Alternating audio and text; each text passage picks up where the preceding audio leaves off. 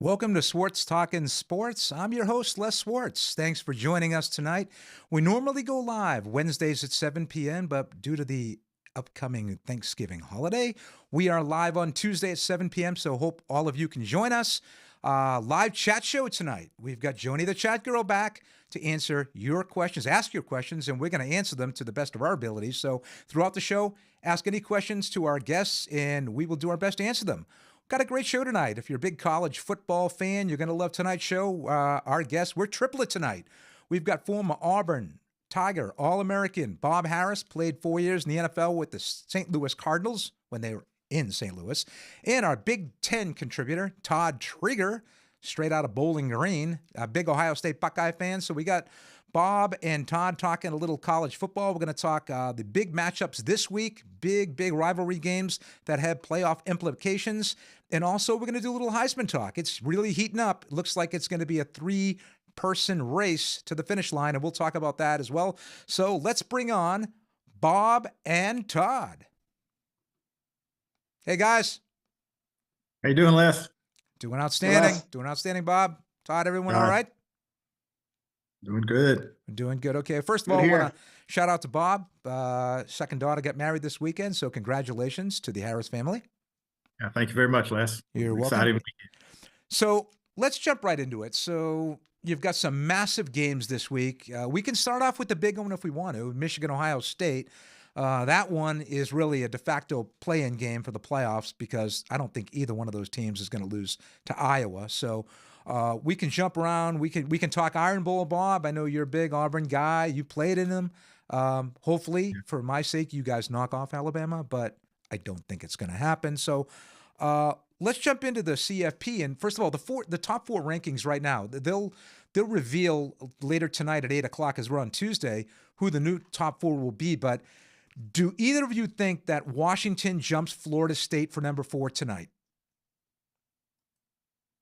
Yeah, I think there's a possibility for sure with Florida State losing their quarterback.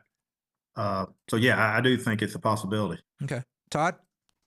I would agree. And I know the committee is not supposed to look at what's happened to the quarterback and just going how they've been playing. But Washington just knocked off their 4th ranked team in the nation. No other college football team has done that. I don't know how you keep them out of the top 4. Yeah. I agree. I'm a Husky guy. I like the Huskies after my LSU Tigers. So I'm hoping for win. I'm still a little nervous about the upcoming Apple Cup game. I know they're a double-digit favorite. I know Washington State has lost 6 out of their last 7. But what better way to send out Washington to the Big Ten than to upset them in this game and pretty much knock them out of a playoff chance, right? Yeah. And, and if you think about it from Washington's perspective, they've had, a pretty difficult, road to go, just as Todd mentioned, in terms of the ranked team. So, that's a challenge to get up each and every week when you're playing a ranked opponent that can beat you. So when they're looking across this week against Washington State, a team they're heavily favored, but again, it's a rivalry game. So I think that might help them. And they're the better team. They should win at home for sure. I'm thinking so, and that's obviously a really big game for Michael Penix Jr. He plays well in this game, and then does well in the Pac-12 championship game. He's looking at a trip to New York and a Heisman finalist vote there. So now the other big game in the Pac-12, which has been, boy, they're going out on a great note, right? There's going to be no more Pac-12. Well, unless the judge upholds this crazy lawsuit that has Oregon State and Washington State playing in the Pac-12 next year as a 2-team conference. Crazy. But Oregon State travels to Eugene for the last game of the Civil War. I know they used to call it that. Todd, your take on this game. Big game for Bo Nix. Oregon, maybe the best one-loss team in the country. Who wins this thing? Yeah, I agree, Les. The way Oregon's playing right now, they are by far Alabama's a pretty solid one-loss team as well, but they're playing as good football as anybody. Probably should have won the Washington game, except for maybe some bonehead calls by their head coach. But I just think there's just too much momentum going right now for the Ducks. The Beavers have had a great season. Really thought they were going to win last week at home with all the elements against Washington, but couldn't get it done. So I think that's a little bit of a letdown. I'm sure they'll, they're going to want to beat the Ducks, but there's just too much on the line. Bo Nix is, he's such a leader. He's been there for like 20 years. I see the Ducks winning that game, but it'll be a close one. I don't think they'll cover. Interesting about Bo Nix. He started off at Bob's school at Auburn. Yeah. But he's matured, Bob. He's really turned into a tremendous college quarterback. No, he really has. I mean, I think he's his game has been elevated since he went to Oregon for sure. He turns the ball over a whole lot less in terms of throwing the interceptions. Seems to be more relaxed and really more of a leader too. It's interesting. Bo's time at Auburn, as a 3-year starter at quarterback, he was never voted team captain, which is a little unusual. In the 2 years he's been at Oregon, he's been team captain. So I think it was kind of a maturation process for him. And even though Auburn's quarterback situation hasn't quite been the same since he left, it was definitely, I believe, a better move for him to transfer out of Auburn. And he's done a tremendous job at Oregon. And I'm just curious, is it any coincidence that he leaves the SEC, which traditionally has really, really great defenses, the best in college football, and goes to the wide open Pac-12 where they basically don't play any defense? Yeah, that could be a little bit of a factor. just throwing it out there. Penix is the same way, right? He was in the Big Ten and left to go to Washington. That's right. And the interesting thing is, and we're going to talk about this later on about the Heisman, is the top three of the four candidates at Heisman are all transfers. They all started their careers at other major colleges, left after 2 years, and now, whether it is a maturation process, Bob, but they've just gotten better, maybe physically, maybe the game slowed down for them. They're putting up massive numbers the last couple of years, right? And we'll talk about that when we talk Heisman. Any potential upsets that you possibly, or maybe a pitfall game that you might see out of the top 10? We'll go through them. Georgia is at Georgia Tech. Now, I know that Tech's not had a great year, but they played better. They pulled a couple upsets this year. They beat North Carolina when North Carolina was a one-loss, ranked 15. Does Georgia Tech have any shot at keeping this thing close? We're a half. Okay. Yeah. Maybe a half. Yeah, okay. Georgia. I just think Georgia's they're too deep. They're too strong and physical, especially up front. I think there's just too much bulldog in that one. So, Todd, Tech has no chance in this thing. Georgia Tech, no. They're you're right. They've had some nice wins, but let's not forget who beat them earlier this season. None other than my Bowling Green Falcons. Okay. And they're not exactly a powerhouse team either. I just don't see Georgia Tech. I couldn't tell you the last time they beat Georgia, and it's not going to be this year either. Well, I knew you were going to find a way to throw Bowling Green in there, and it wasn't by winning the MAC championship. So there you go. Right. You got Florida State playing at Florida. Now, this is interesting. Florida State is number 4 in the CFP. They won big last week after starting off. They had a tough time in the first quarter against a Division II school, North Alabama. But they rolled, scored 59 points, but they lost their Heisman candidate and their leader in Jordan Travis. He's out for the year. Gruesome leg injury. Both of you think that Florida has a shot at really beating the Seminoles this weekend? Yeah, I do. I just think, Florida's going to get up for this game. It's a big rivalry for them. They would love nothing more than to ruin their undefeated season. I mean, things haven't gone quite the way Florida would like it this season, but, it's just, this all sets up for a potential upset with everything that's going on with Florida State. Now, Bob, I want to ask you a question. So Florida struggled a little bit. It's a second year with Billy Napier. Comes over from Northeast Louisiana with a lot of fanfare, supposed to be a great young coach, an excellent recruiter. There's rumblings in Gatorland. Is he on the hot seat? I think it's warm for sure. They tend not to have a lot of patience in Gainesville. And I don't think they've seen the progression they would like to have seen from last year to this year. And I think it would be in his best interest for this game to at least be close. And not for that seat to get from warm to very hot in the off season.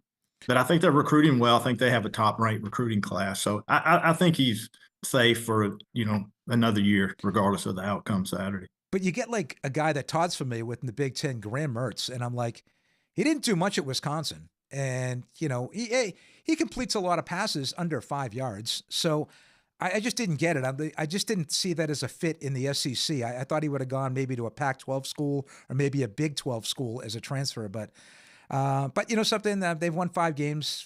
Maybe they pulled a big upset and finished with a winning record and really crushed Florida State's season.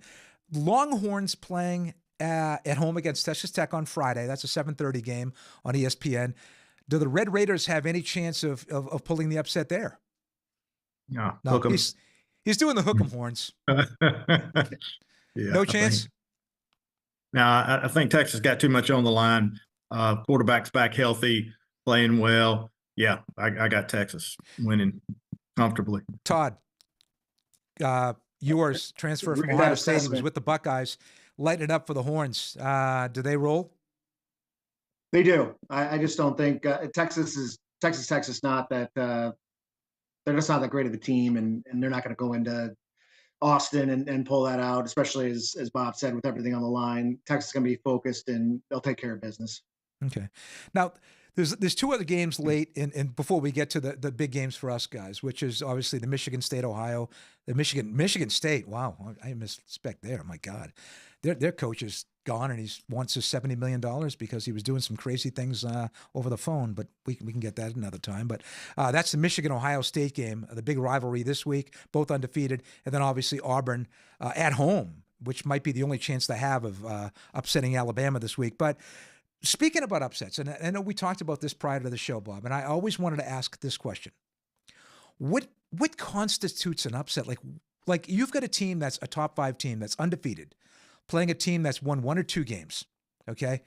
You obviously have much better talent on that top team. You know, like you said earlier, no one on that other team could start or maybe even be a backup on this team.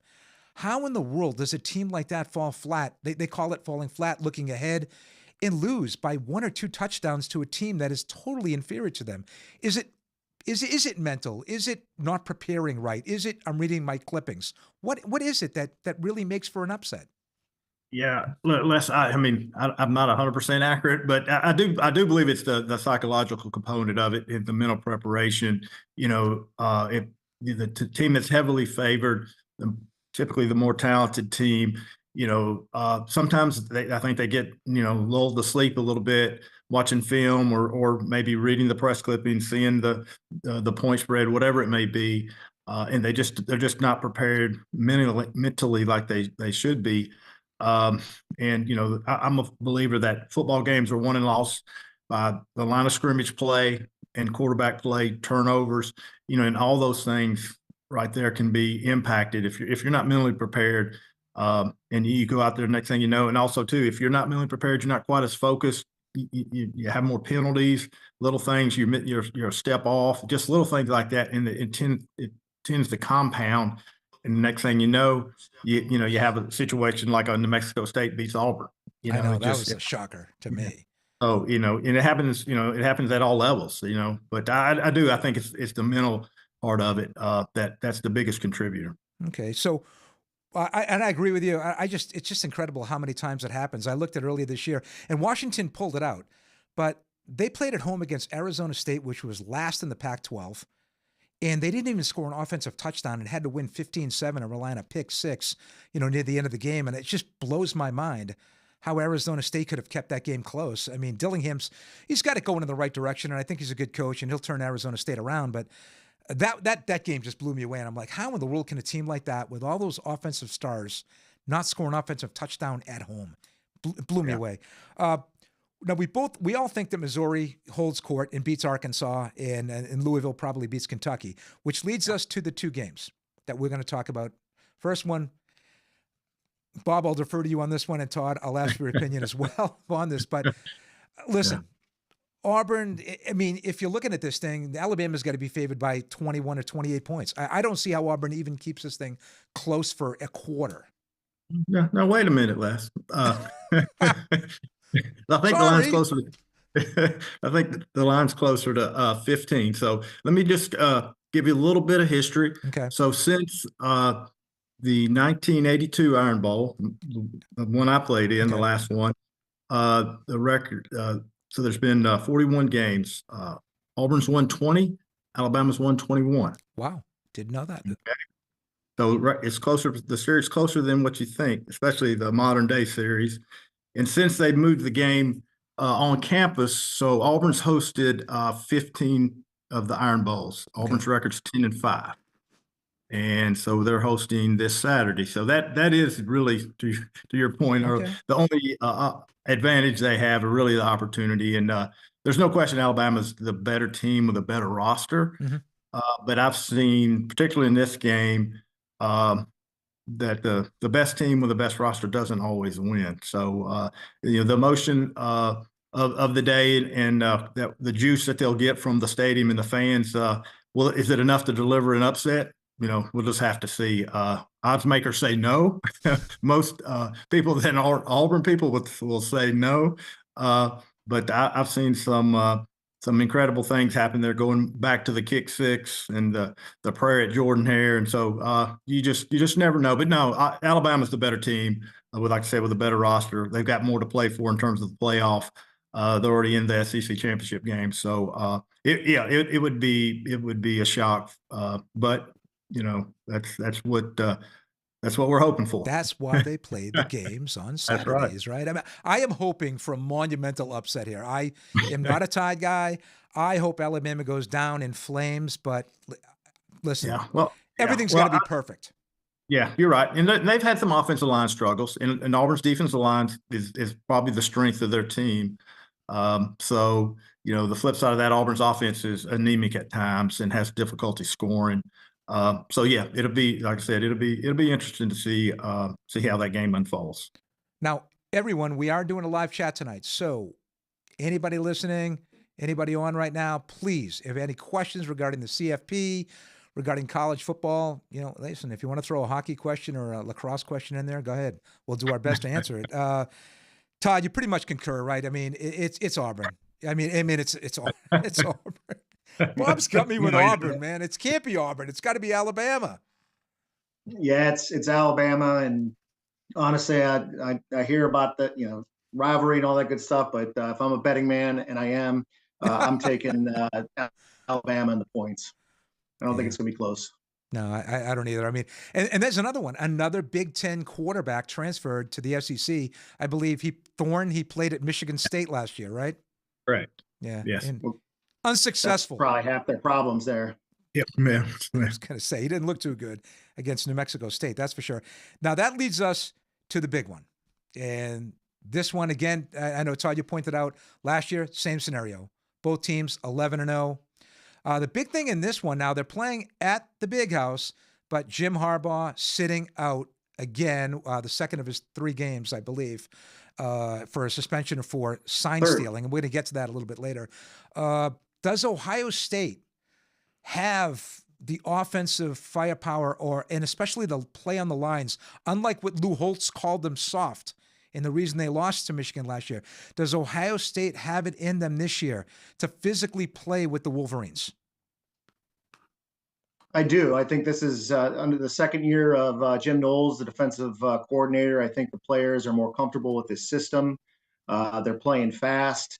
They're playing with confidence. I mean, all year long, that defense has only given up maybe 1-2 plays over 40 yards. One of them was a kind of a hybrid fumble Ruski that Rutgers ran on them. Mm-hmm. So this is a team that's much different defensively than they were last year. They just don't give up the big plays, and so I think their strength is their secondary. And that's where Michigan, I think, struggles. You just don't see McCarthy making a lot of long passes. I couldn't even name the receivers. I know who the running backs are, but I don't even know who their receivers are. So you shut down that receiving game. It's all running with Michigan, as you saw with at Penn State. They couldn't throw on them either, and so they just ran the ball down their throats. I don't think that's going to happen to Ohio State. I think Ohio State's good enough to stop their run, keep them from those big plays. What I'm worried about is, Michigan may, just get these chunks that keep the drives going. So they may have these long extended drives. But if Ohio State can get up early and make Michigan chase them, that takes them out of their element. And I think they can get the win. We actually have 3 questions. And before I get to the questions, and Joni is going to ask these questions, I want to ask Bob this question. You've got Jim Harbaugh suspended. This is the second time this season he's been suspended. He missed the first 3 games. I think they played Sisters of the Poor, Blind University, and Bowling Green, I believe. There's your Falcons. Okay. Bob, you played high-level college and pro. You know what's coming. Okay. Now, Shannon Sharp has come out and said, well, you're still going to make the play. It doesn't really matter. And Coach Sanders, Coach Prime at Colorado said, it really doesn't matter. You know what's coming. Does it make it easier to defend an offense when you know the plays ahead of time? Yeah, I would say, in my opinion, it does. It does give you an advantage, especially if you can, as a defensive player, if you know it's run or pass. Now, you may not know the specific routes, or even if it's a specific run, but you're going to react a little differently, and it may give you that half step quicker reaction than as you would normally have, because you'd have to read and just kind of just see the play develop. So yeah, I do think there is a slight advantage. Now, yeah, you still have to defend the play and make the tackle or get off the block and you know, those types of things. But you know, from the jump, you know what's coming in terms of run or pass. Especially again, if you're a defensive lineman, you're not worried about, you know, stopping the run, so you're coming off the edge a little faster, and you know, those types of things. Same thing. If you're in zone coverage, you're going to get to that curl to that flat a little quicker because you're not taking that play fake. So I think there can be definitely a little bit of an advantage. And there has to be, because this is why he's suspended. If it was no big deal and everyone's doing it, well, that's great. But you know something, you got caught. And it was interesting, if you look at his record prior to when this scandal took place, it wasn't a great record. He just started really racking up wins after this thing has taken place. Coincidence, better players. I mean, Michigan's always had decent players. I know he's recruited well, but I don't know. It seems a little fishy to me, and there's a reason why he was suspended, you know. So I agree with you. I hope Ohio State pulls this one out. I still think Michigan along the lines is tough. Michigan runs the ball exceptionally well. They play really good defense. Maybe if it was that, you know, in Columbus, maybe I go with Ohio State, but I don't know. I got to lean towards Michigan on this one, Todd. Sorry. But, we got 3 questions. So let's have Joni ask question number 1. All right. Listener Rob asks, is Deion Sanders overrated as a coach? Guys, Deion Sanders overrated as a coach? I think it's certainly. Go ahead, Bob. No, I was just saying. I mean, he had success at Jackson State. You know, not the the level that he's at now. You know, I think he inherited a mess there at Colorado. I mean, to turn over to the roster 60, 70 players. I think you have to give him a couple of years to kind of figure it out. But I think I think he will be successful. Todd? Yeah, that's where I was going. It's too early to make that call. I mean, he inherited an absolute mess at Colorado. He's trying to turn that program around. Give him some time. Let's talk maybe year 3, year 4. If there's not remarkable improvement, then yes, then he's probably overrated. I'll tell you what he's done. He recruited very well and got transfer portal skill guys. But the problem with him, Bob, to your point, is along the lines, they're getting beaten up. And, you know, his kid's a great quarterback. You know, it looks like he's going to be a future NFL player. He's got speed on the outside.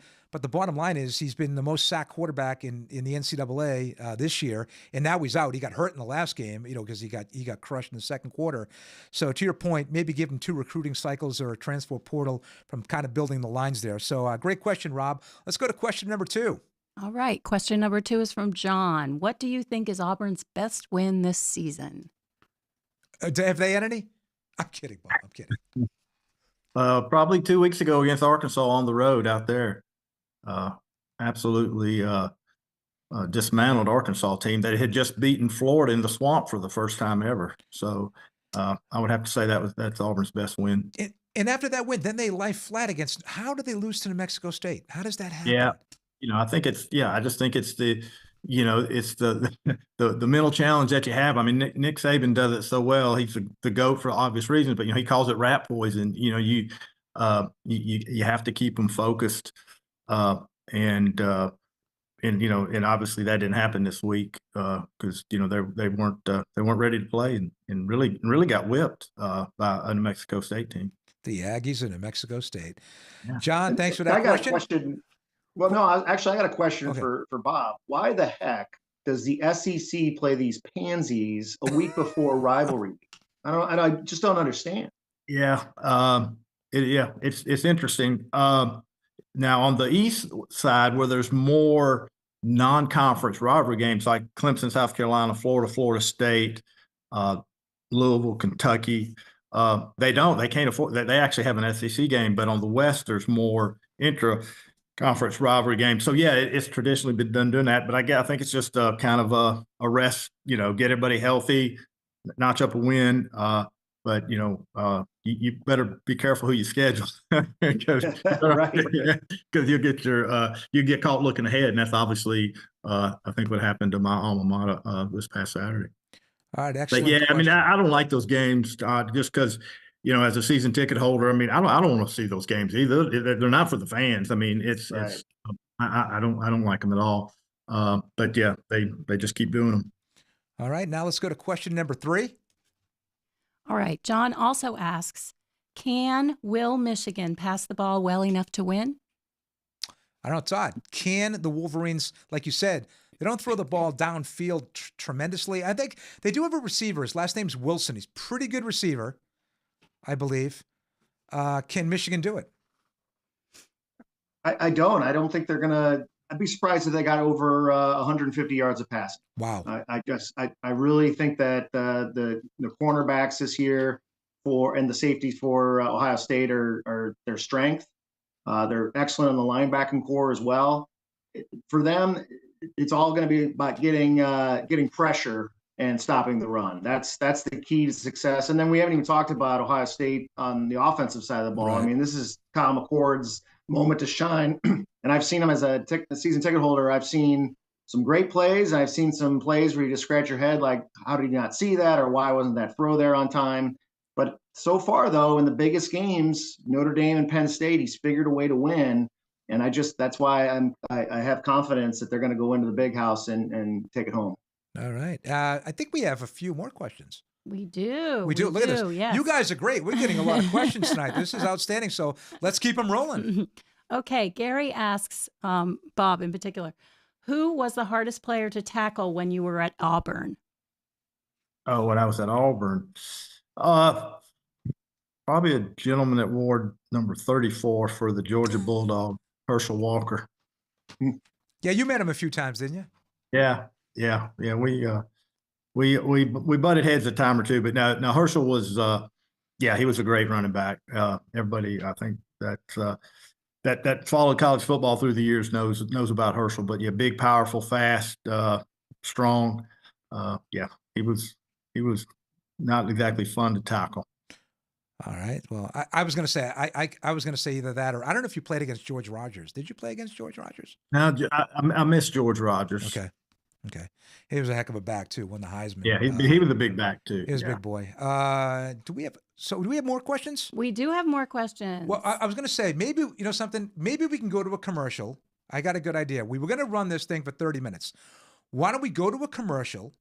We're going to come back, answer some more questions. We'll talk Heisman for a few minutes, and then we'll say happy Thanksgiving. But you guys have been so good. We got a great interaction here from I can't even say the word subscribers. So let's go to a commercial. We'll come back to answer more questions. More with Bob Harris and Todd Treeger after this.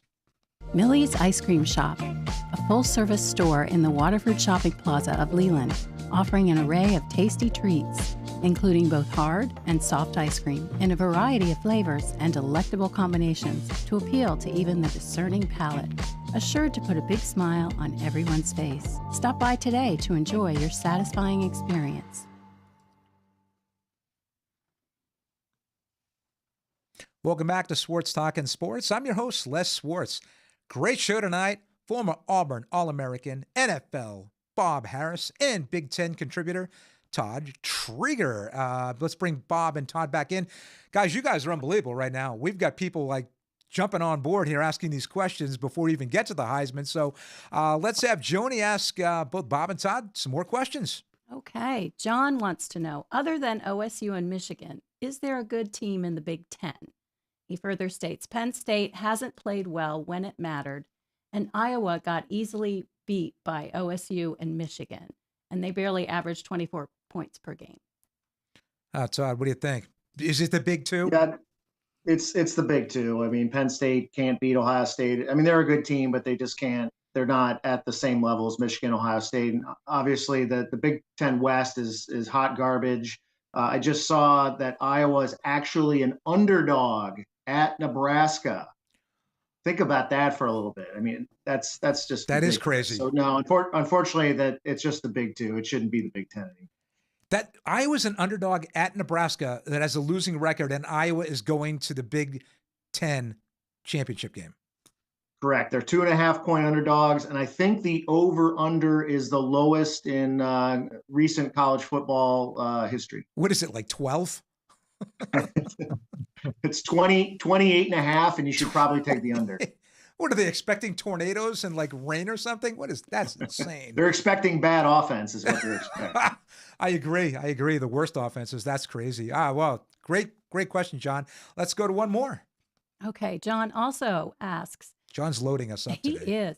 10 of the 14 Big Ten teams are within a game of 500 or below. Why should we respect the top of the conference, especially Iowa? I don't know. I mean, look at the history of Ohio State and Michigan. I mean, they haven't gotten, Michigan especially hasn't won anything in the CFP era. Ohio State has had some success, and they were, so close. If Marvin Harrison doesn't get knocked in the next week, they may win against Georgia last year and go on to be the national championship. So, it's a good question. The Big Ten is definitely, not top to bottom strong. They'll get better with the addition of the Pac-12 teams that are coming. But right now it's Ohio State and it's Michigan but I think both of those teams are put together to take on anybody in college football. Great question, John. But next year that all changes because now you're going to get Oregon, Washington, USC, and UCLA in, which should really bolster the Big Ten. Now, obviously, all these quarterbacks that are great this year won't be playing next year, but these are three of the four programs are really on the upswing. USC, I don't know what's going on with Lincoln Riley. He cannot find a defense wherever he goes. Oklahoma had great offenses, but they couldn't play defense worth a lick. So I'm thinking Oregon, Washington come into the Big Ten next year, and they compete right away for a championship. I think the coaches are that good, and I think the recruiting and the programs are that good there. So great question, John. Next up. All right. Well, we've got Benny the Book listening, and he wants to know. Hold on. Benny the Book is asking us a question? He's asking us. He has a couple questions. Oh, the book is asking. All right, here we go. Let's go. Let's get it.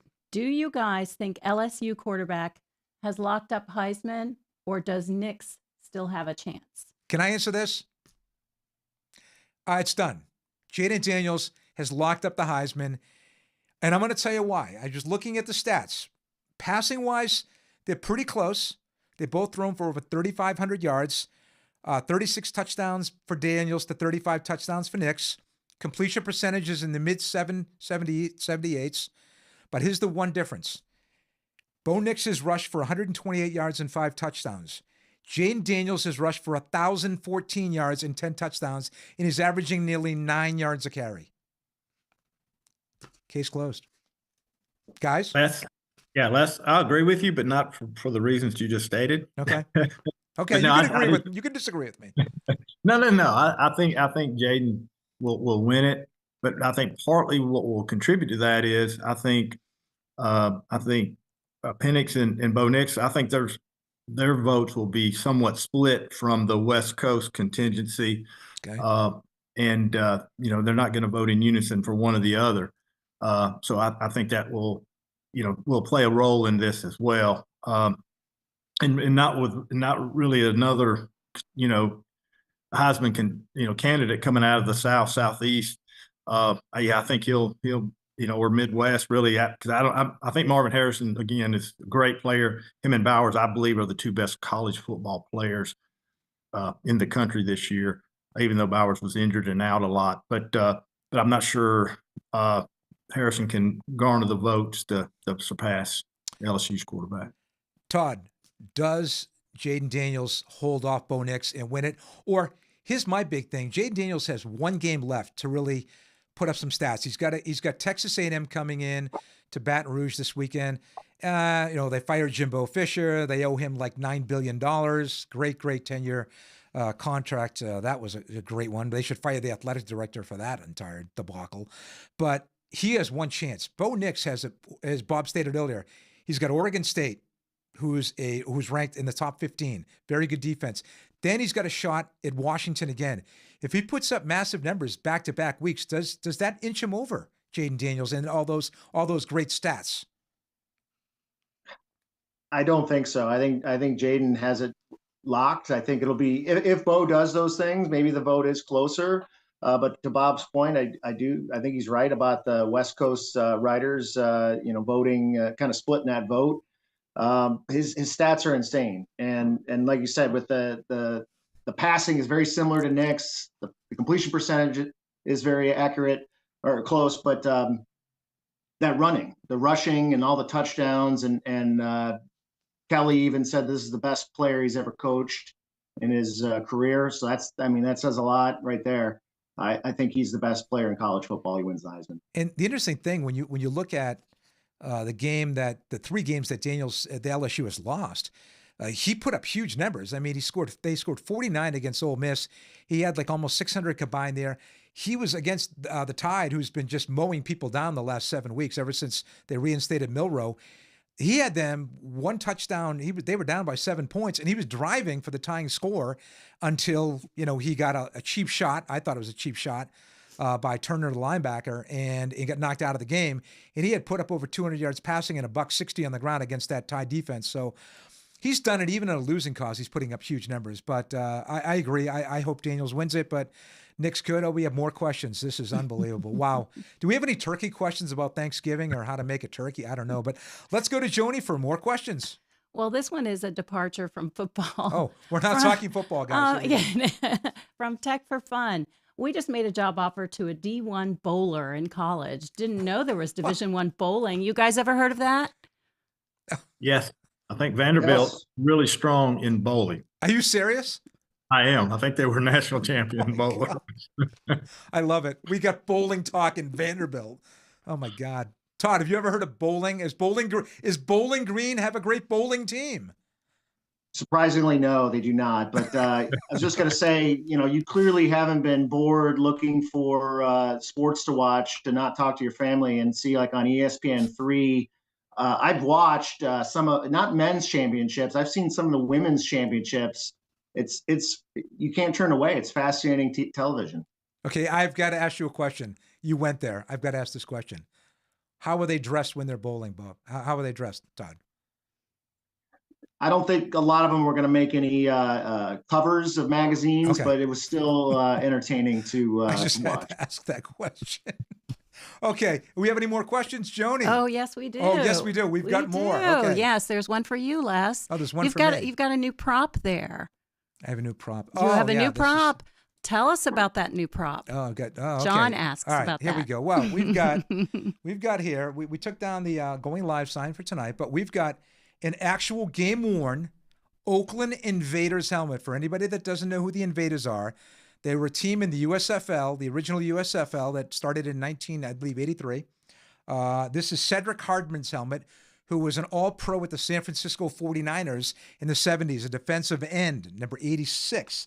I think he played at West Texas with Dwight White, I believe, to be honest with you, I believe. Oh, no. I think he played with Mean Joe Green at North Texas State. But this is the Oakland Invaders. And a little trivia, Bob Harris was actually drafted by a USFL team. Correct, Bob? Yes, the Birmingham Stallions. Birmingham Stallions. For a whopping, what did you say? How much did they offer you back in that day? Yeah, it was this was the territorial draft in 1983, and it was they offered me a salary of $22,000. $22,000. Wow, that's well, you're really breaking the bank with that one. I'm assuming your agent said do not take that deal. I didn't even have to consult my agent. I was like, no, thank you. Excellent. Good choice on that one. Career move. Any more questions? Oh, yes, we do. Actually, you guys are wearing Joni out tonight. I'm telling you. So the book has a comment. The book has a comment. Yes. Iowa under/over in Rutgers game was 27.5. No under that low since 1990. Wow, 20. Boy, that was this year. Wow, crazy. Yeah, that's been easy money taking Iowa in the under every week. I was going to say I would definitely take the under in this because Nebraska's got no offense and Iowa. Well, didn't he fire his own kid as an offensive coordinator? He did. He just had to average like 24 points a game or something. It was a pretty low bar, and he couldn't make it, so he got axed. Amazing. You fire your own kid, you got to have a bad offense. Anything else, Joni? Yes. John wants Les to predict the UCLA record next year. The UCLA record in football or basketball? I'm assuming he's saying football. Football. Well, they have a freshman quarterback, Dante Moore, who's a Detroit kid. He played early this year. Then they took him out, and I think Garbers was transferred from Cal, came in and put UCLA to some big wins. But I think UCLA in their first year in the Big Ten wins. I think they win at least 7 games. If the over/under is 6, I say they win 7 games. They go 7-5 in their initial Big Ten. But I don't know, Todd. This is interesting. In the Big Ten, they're not going to have divisions next year, right? How's it going to be set up next year in the Big Ten? It's much like the Pac-12 and the Big 12. It's just going to be one big 18-team conference, and the top 2 teams will get in it. All right, so I'm going to say, John, to answer your question, I think UCLA Bruins go 8-4 next year in their initial Big Ten season. Any more questions? Yes. Why should I ask any more questions? Joni, just keep firing them in. Just keep firing them in. All right. Gary asks, do you think the run-pass option, RPO, is going to be run by all teams eventually? Bob, RPO? Yeah, I mean, I think a version of RPO, yes, because I just think that's kind of how the games evolve, especially from the high school level up. These quarterbacks are, and it really goes to the 7-on-7 that they play year round now. I just think the quarterbacks are suited that way, and so are receivers. So I feel like more and more teams will go that. I don't know if it'll be completely universal or 100%, but I think you'll see more teams incorporate that for sure at the college level. I'll tell you one thing, they've taken it to the pro level because it's pretty difficult to stop. The only thing about the RPO game, I think, is that it just puts the quarterback in a very precarious position. These guys get hit a lot. They're a lot of these guys don't go down. They don't slide anymore. And they're just taking unnecessary shots. Even in the NFL, they take shots, right? So I don't know how long it's like Lamar Jackson, perfect example. You see him now, he'll pick his spots this year in the pros, but he's pretty much a pocket passer this year. He'll take off and go, but he's not going to run the ball 20, 25 times like he did early in his career, just because, the risk of injury, right, I would think. Yeah, and they're getting a little more restrictive too in terms of the rules and linemen downfield. Because a lot of times these linemen, they think it's a running play. So they'll be 5-6 yards downfield, and I think initially there was a reluctance to call that, and now you see that a lot more often. You see that called. Well, let's take 2. I love these comments. This is great. This could be like a comedy show tonight. Let's take 2 more comments because we've got to eventually wrap this segment up. Bob's got to cook a turkey. Todd's got to put his kids to bed. I mean, we've got so much stuff going on here, but let's go with 2 more questions. Oh my goodness. Which ones do I ask? Okay. John wants to know, does UCLA finish higher than Wisconsin next year? Todd, does UCLA finish higher than Luke Fickell in his second year at Wisconsin? No, that Wisconsin's got at least another year or 2 to get back to prominence. I think UCLA will finish higher than Wisconsin. Okay. So we get the Bruins finishing higher than the Badgers next year. And let's go with our last question of the night, because I think Joni's getting tired just reading these things. All right, let's see. Let's pick out a good one. She has to pick out a good one. Here's a good one. Here's a good one. Here's a good one. John, of course. Who cooks the turkey in your house, and do you brine it? Okay. I first of all, I'm out of it because I don't cook any turkeys. So let's go to Bob, and then we'll go to Todd. Who cooks and whatever you do with it, I don't know. Hey, I live in the South Alabama. We fry our turkeys. I like it. I like it. I love it. I actually had a fried turkey last Thanksgiving. It was outstanding. And my brother fries his turkeys as well. Todd? I just asked, what time do I need to be at the dinner table? And my wife pulls out this magnificent bird, but I do believe that she does brine it. She does brine it. And more importantly, your beer, your favorite beer when you're having Thanksgiving, if you drink beer, your favorite beer? I like to bust out the Great Lakes Christmas Ale, which is, I know it's kind of a regional beer, but I respect Thanksgiving, but that's when the Christmas Ale starts to come out in my house that day. Oh, well, we've got it. Well, someone's got Red Oak. I think that's Tony, our producer, his favorite. He breaks out the Red Oak on Thanksgiving. Bob, are you a beer drinker at all? Or are you a wine guy? Or Yeah, well, on Thanksgiving, I'm usually focused on turkey dressing, mashed potatoes, those types of things. But no, yeah, I enjoy a cold draft beer, a Modelo. I've got a few. I've got a few in the fridge. Like Corona Premier. All right. We're going a little Mexican in our beer and Thanksgiving. Okay. Well, I want to thank everybody for asking those questions. That was a lot of fun. Thank you so much for being part of the show and doing that.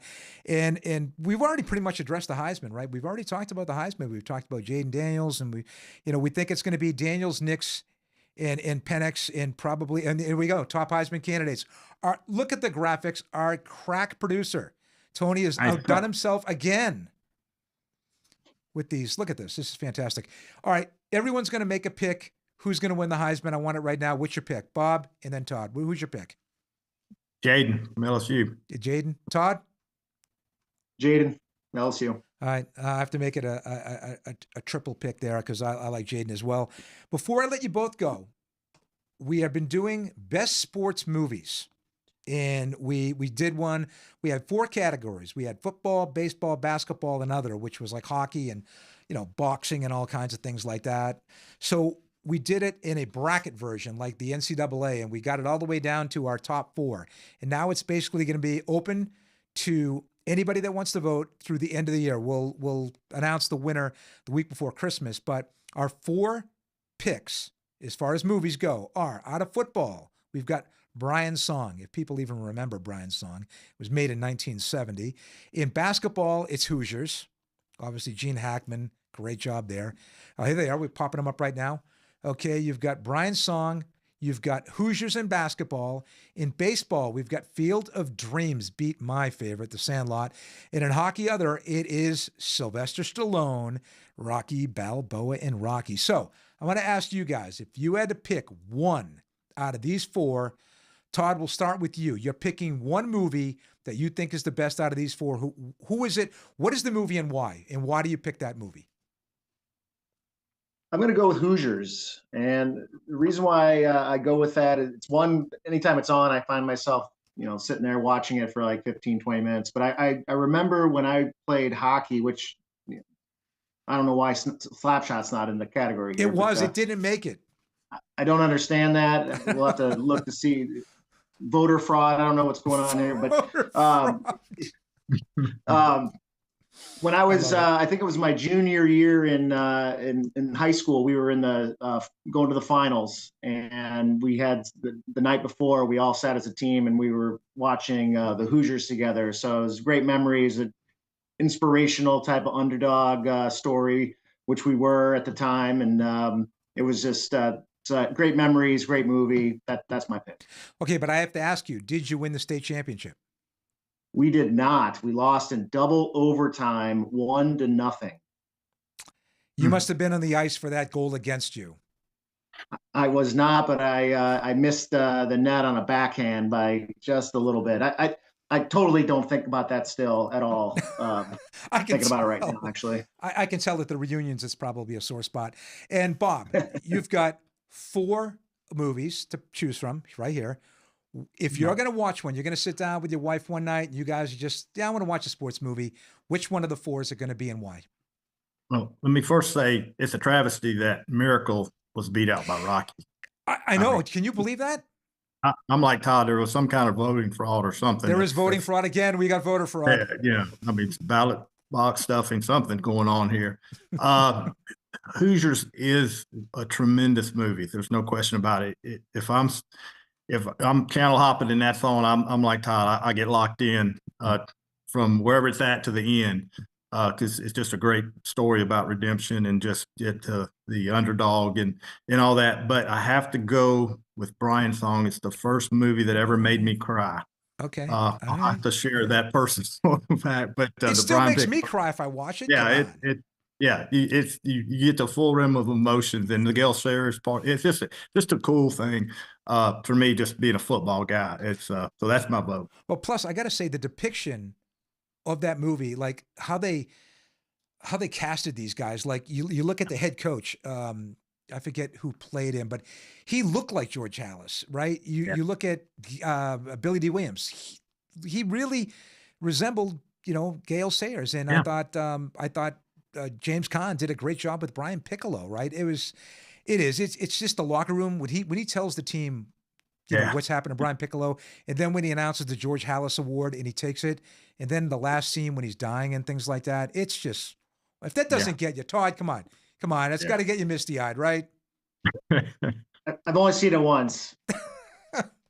And what did you do? Laugh at it? I may have, something was in my eye, I guess. But Okay. All right. I'll have to watch it again. All right, you'll have to watch it again. Well, you can definitely check that out. I'm sure it's a good watch. But first of all, I want to thank both of you guys for coming on. This has been a blast. We had some great stuff. So last thing I want to ask you guys is, tonight is the night that they unveil the 4, right? After tonight, who are going to be the top 4 and what's the positioning going to look like? We'll go, Todd, with you first, 1 through 4, and then Bob, you give me your 1 through 4, and then we'll call it a night. It's going to be Georgia, Ohio State, Michigan, and again, I'm sticking with my call that Washington will jump over Florida State in the 4 spot. And they did in the AP on Sunday. They did jump Florida State. Bob, your top 4. I got the same as Todd. I got Georgia, Ohio State, Michigan, Washington. Awesome.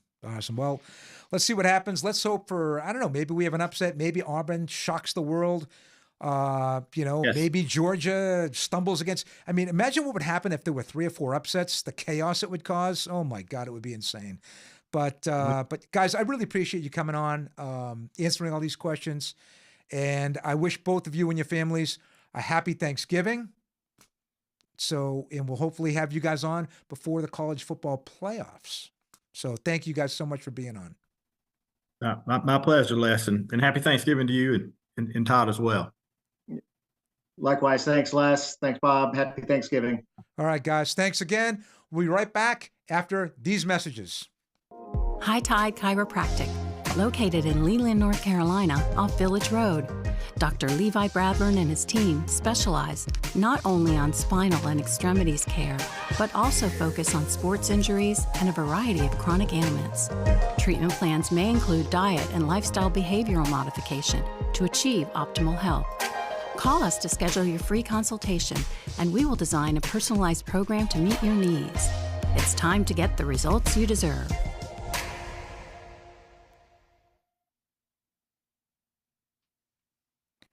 Welcome back to Swartz Talkin Sports. A lot of fun. Again, special thanks to Bob Harris and Todd Treeger for joining us right before Thanksgiving. I know everyone's busy. And for those questions out there, thanks so much. We're normally on a Wednesday at 7 p.m. We changed it up a little bit. I figured that people would be running around last minute doing their Thanksgiving shopping and cooking. So I really appreciate everything. 14 questions today, a new record. 14. Wow, okay. We've got a lot of live viewers tonight, which is great. And I know it's really difficult for a lot of people to set their timers and come on at a certain time. So really appreciate everyone tuning in for this pre-Thanksgiving show. And right now, unfortunately, the book could not be with us. We're going to have to figure out a way to get 4 people in here. Tony's amazing, and he'll get it done. But the book is in West Virginia, so we want to wish Benny, his lovely wife Lisa, and family a very happy Thanksgiving. Benny, I took care of Benjamin tonight, so you're all set, and we'll take care of him tomorrow as well. I'm cat sitting for the book. So, but his picks are in, and we're going to start with his college picks. So if our crack producer, Tony, can throw up some college picks. The first game looking like the Texas Longhorns and the Texas Tech Red Raiders. Benny's got the Longhorns given 12.5. I like that too. I think Texas wins this one by 17 or 20. Too much offense, and Tech's kind of fallen apart the last couple of weeks. So he's got the Longhorns in 12.5. His next game is the big one. This is the biggie. Undefeated Michigan and Ohio State. They're playing at Michigan without Jim Harbaugh, but Benny likes Michigan. 3.5-point favorites over Ohio State. I think this thing is going to be really close. But Benny ultimately likes the running attacks of Michigan. He thinks that Michigan's going to be able to run the ball on the Buckeyes, so he likes Michigan. Next game up, it's a battle between UCLA, 9-point favorite over the Cal Bears. I think this is pretty much an easy one. The Bears have put up some points a little bit, but defensively not very good. UCLA has a pretty good defense, especially in the Pac-12. So he likes UCLA, 9-point favorite over the Cal Bears. And Benny's last game in college is the Kansas State Wildcats, 9.5-point favorites over Iowa State. I believe if Kansas State wins this game, they go back to the Big 12 championship and they'll play Texas. I believe that will be the matchup. But he likes Kansas State in 9.5 against Iowa State. So let's recap quickly. Benny likes Texas. He likes Michigan, UCLA, and the Kansas State Wildcats. We're going to jump to the pros right now, and Benny's picked 4 games. I believe overall the book is 23-20, went 2-2 last week, which if you're betting and you're putting $100 on the game, the book's up $300. So nice job by the book there. So we're going to start Benny's NFL games with the Minnesota Vikings. He's got the Vikings in 3.5 over the struggling Chicago Bears. Bears playing better of late. They battled last week against the Detroit Lions. I know Justin Fields ran for over 100, but Ben ultimately likes the Vikings, 3.5 over Chicago. The second game, again, is another division game in the NFC North. That is the Detroit Lions, 7.5-point favorites over Green Bay. Lions came back last week with a big win over Chicago.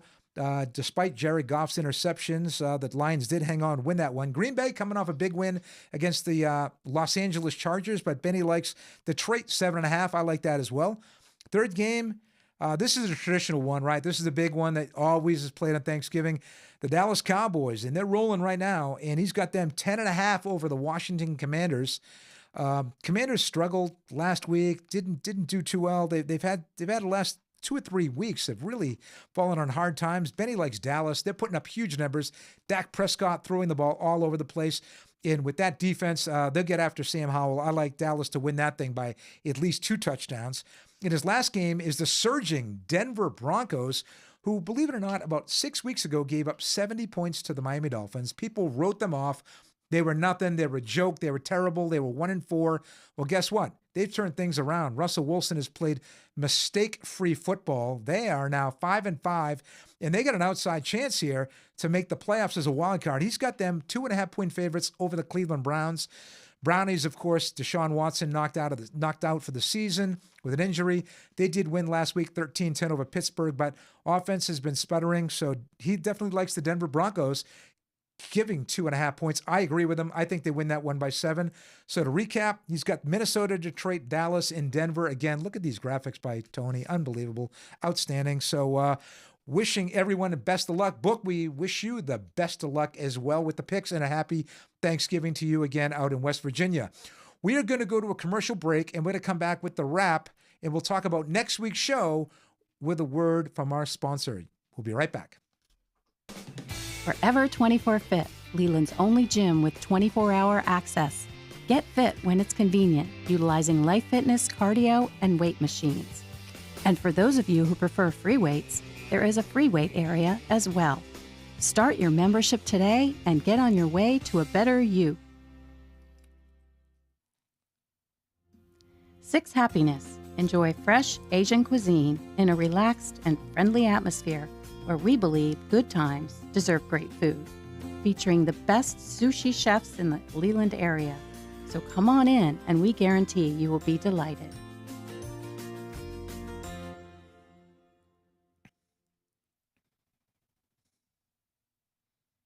Welcome back to Swartz Talkin Sports.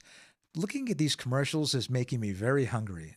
Joni and I think I'm going to have to grab a bite to eat after this because my stomach is grumbling. So again, thank you for everyone who's tuned into tonight's show and asked these questions. Please hit that subscribe button. We'd love to hear your comments. Even after you've asked the questions today, you can check this show out. We run it throughout. You can comment on the show. Would love to get, what you have to say. I answer them. Our producer, will throw me a line. We'll make sure they're all answered. So thank you again.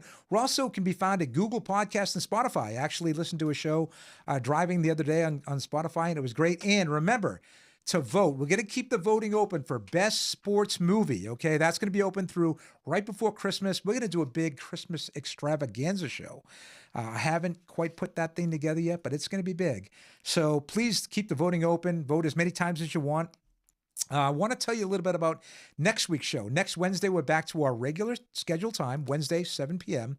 We're going to have on Albert Chester, who was a quarterback at Florida A&M in 1978, led the Rattlers to the Division I AA football championship. To this date, it's the only HBCU school to ever win a national championship in football. And we're going to talk about the evolution of the black quarterback, the struggles that African Americans had in the 1970s of making that jump from college to pro. What had to happen. I want to get his personal stories on that. I know he played against Doug Williams, who was a number 1 pick by the Tampa Bay Buccaneers in 1978 out of Grambling.